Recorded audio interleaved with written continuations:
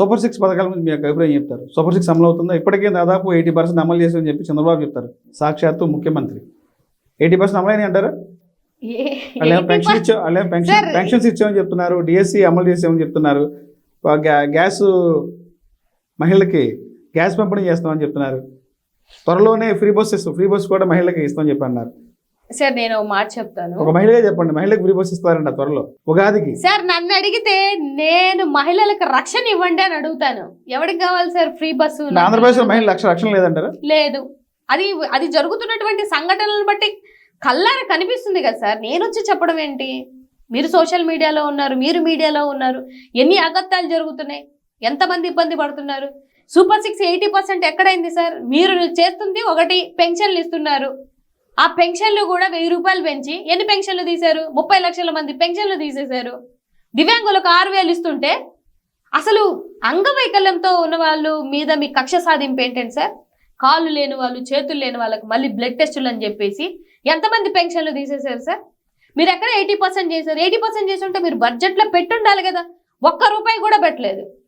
ఇవాళ 3 గ్యాస్ సిలిండర్లు ఇస్తానని చెప్పేసి ఇవాళ 1 సిలిండర్ ఇస్తానంటున్నారు. 1 సిలిండర్ ఏ విధంగా ఇస్తారు? 1,50,00,000 లైవ్లో ఉంటే సిలిండర్లు 895 రూపాయలు వేసుకున్నా కూడా ఎంత అవుతుంది సార్? దగ్గరగా 14,00,000 కోట్లు అవుతుంది. 14,000 కోట్లు మీరు బడ్జెట్లో ఎంత పెట్టారు? 895 కోట్లు పెట్టారు. అంటే అట్లీస్ట్ మీరు ఇస్తానన్న సింగిల్ సిలిండర్ కూడా ఉన్నటువంటి 1,50,00,000కి ఇవ్వలేదని చాలా క్లారిటీగా మీరు పెట్టిన బడ్జెట్లో కనిపిస్తుంటే 80% ఇచ్చాం, 90% ఇచ్చామని ఇంకా అబద్ధాలు ఆడతారేంటి సార్? జనాలకి తెలియదు అనుకుంటున్నారా? ఇవాళ సోషల్ మీడియా అందరూ యాక్టివ్గా ఉన్నారు. ఊర్లో రచ్చబండ మీద కూర్చున్నటువంటి అంటే 8 నెలల్లో మరి రాష్ట్ర ప్రజలంతా సంతృప్తిగా ఉన్నారని చెప్తారు, మా ప్రభుత్వం సంతృప్తిగా ఉన్నారు ప్రజలని చెప్తారు. సార్ ఒక మాట ఎవరు చెప్తారు తెలుసా సంతృప్తిగా ఉందన్నది? వాళ్ళ ఎమ్మెల్యేలు వాళ్ళ ఎంపీలే చెప్తారు. ఎందుకంటే ఫ్రీ దందా, ఇసుక దందా, మద్యం దందా, ఇంకా అన్ని దందాలే. మీరు కావాలంటే గ్రౌండ్ లెవెల్లో చెక్ చేయండి. ఇసుక తీయాలంటే డబ్బులు కట్టాలా, డబ్బులు ఇచ్చాలా, 100 రూపాయలు, ఆఖరికి 100 కూడా వసూలు చేస్తున్నారు సార్ వెళ్ళిపోయి ఇసుక మీద. ఫ్రీ ఇసుక అన్నారు, ఏది ఫ్రీ? ఏది ఫ్రీ లేదు. మద్యం వీళ్ళు చేసిన ఒక పథకం ఏదన్నా ఉంది సక్సెస్ఫుల్గా అంటే మద్యం. నాన్నక ఇంధనంలో మాత్రం 100% సక్సెస్ అయ్యారు, అందులో డౌట్ లేదు. ఇవాళ వాళ్ళ పుస్తల మీద వ్యాపారం చేస్తున్నారు, అందులో డౌట్ లేదు. చెయ్యండి. మొన్న చూశాను, మందుదాడని డబ్బులు ఇవ్వలేదని భార్యని నరికి చంపేశారు. వీధికి ఒకటి సార్. అంటే ఇంతకు ముందు ఒక పోలీస్ స్టేషన్ ఉండేదేమో 1 కిలోమీటర్ దాటిన తర్వాత, ఇవాళ ఏమైపోయిందో తెలుసా? 1/2 కిలోమీటర్కి ఒక మద్యం షాపులు ఉన్నాయి. అవి కూడా ఎక్కడ పడుతున్నారు?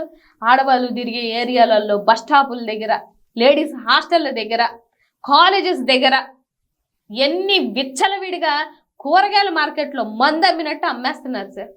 ఇంటింటికి మందు సరఫరా. ఆయన ఇంటింటికి జగన్మోహన్ రెడ్డి గారు బియ్యము అన్ని పంపిణీలు చేస్తే వీళ్ళు మాత్రం మందు పంపిణీ చేస్తున్నారు.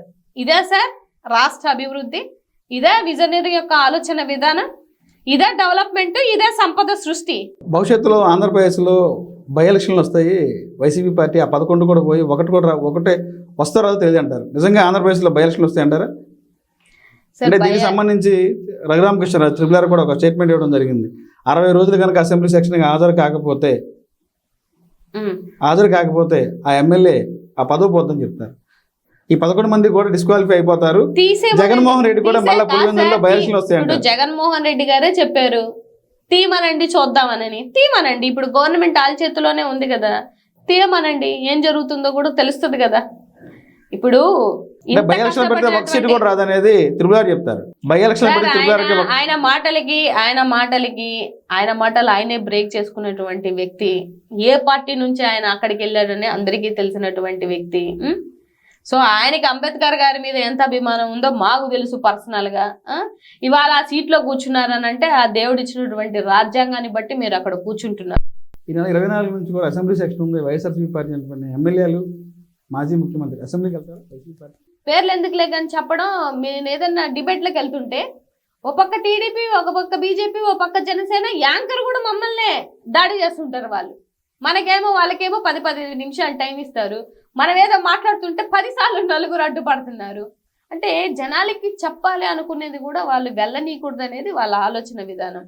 ఇవాళ అసెంబ్లీలో కూడా ఆయన డే ఫస్ట్ వెళ్ళినప్పుడు మీ వెకిలి నవ్వులు, వెకిలి చేష్టలు మేమే వద్దంటున్నాం సార్, మేమే కోరుకుంటున్నాం. మా నాయకుడికి అక్కడికి వెళ్ళి మీరు చేసే వెకిలి చేష్టలకి మేము ఆయన ఇబ్బంది పెట్టడం, జనాల కోసం ఇబ్బంది పడడం మాకు ఇష్టం లేదు. అంటే ప్రజలు మీకు ఓట్లేసింది అసెంబ్లీకి వెళ్ళి అసెంబ్లీలో రాష్ట్ర సమస్యలను ఆయా నియోజకవర్గ సమస్యలను పరిష్కరించాలి, అభివృద్ధి చేయాలనేది మీకు ఎమ్మెల్యేలుగా ప్రజలు ఓట్లేసారు. ఇప్పుడు ప్రజల పక్షాన ఎవరు సార్ పోరాడుతుంది? వాయిస్ ఆఫ్ వాయిసెస్ లుగా ఇంతమంది ఎందుకు వచ్చాం సార్? కరెంటు బిల్లుల మీద ఫైట్ చేసింది ఎవరు సార్? వచ్చిన అసలే 8 నెలలైంది సార్, ఓడిపోయిన 2వ నెల నుంచి స్టార్ట్ చేశాం కదా సార్ మేము ప్రజల పక్షాన నిలబడ్డాం. ఏ రోజు జగన్మోహన్ రెడ్డి గారు ఇంకో కొన్ని పార్టీలు గతంలో వీళ్ళ పార్టీలు ఎప్పుడు సార్ వచ్చాయి? 3 years తర్వాత ఎలక్షన్లో, కార్పొరేషన్ ఎలక్షన్లో కూడా నిలబెట్టుకోవడానికి క్యాండిడేట్లు లేక మొన్న ఎలక్షన్లో కూడా ఎమ్మెల్యే క్యాండిడేట్లను లాస్ట్ మినిట్లో నిలబెట్టుకున్నటువంటి పరిస్థితిలో ప్రతిపక్షంలో వీళ్ళు ఉంటే, ఇవాళ జగన్మోహన్ రెడ్డి గారు వచ్చిన 2 నెలలకి అందరినీ మొత్తం కమిటీలని మొత్తం ఆయన సిద్ధాంతపరంగా ఉన్నటువంటి వ్యవస్థను మొత్తం మళ్ళీ రీస్టార్ట్ చేసినట్టుగా బూస్టప్ ఇచ్చుకొని అందరినీ నడిపించుకొని వెళ్ళి కరెంటు బిల్లుల విషయంలో కానీ, రైతుల విషయంలో కానీ, స్టూడెంట్ విషయంలో కానీ, వాళ్ళ ఫీ రీయింబర్స్మెంట్ విషయంలో కానీ, ఆడపిల్లల మీద అగత్యాలు జరుగుతుంటే ఏ కార్యక్రమానికి వైఎస్ఆర్సీపీ వెళ్ళలేదో చెప్పండి సార్. ఫీజు రియంబర్స్మెంట్ పోర్ అనేది ఇప్పటికే 2 సార్లు పోస్ట్ పోన్ అయింది. ఎన్డీఏ కూటమి భయపడుతున్నారా, లేదంటే దేనివల్ల పోస్ట్ పోన్ అవటం? పోస్ట్ పోన్ వీళ్ళు భయపడిపోయి ప్రతిదానికి ఒక వంక పెట్టుకుంటున్నారు. ఇప్పుడేమో ఎమ్మెల్సీ ఎలక్షన్ ఉంది, మేము ఆల్రెడీ లెటర్ కూడా పెట్టడం జరిగింది పార్టీ సైడ్ నుంచి, మాకు పర్మిషన్ ఇవ్వండి అని. ఆ పర్మిషన్ ని రద్దు చేయించింది కూటమి ప్రభుత్వం, మీరు చేయడానికి వీలు లేదని. భయపడుతుంది వీళ్ళు, జగన్మోహన్ రెడ్డి గారిని చూసి భయపడుతుంది వీళ్ళు, జగన్మోహన్ రెడ్డి గారి సైన్యం చూసి భయపడుతుంది కూటమి ప్రభుత్వం. జగన్మోహన్ రెడ్డి గారికి భయం ఎందుకు ఉంటుంది సార్?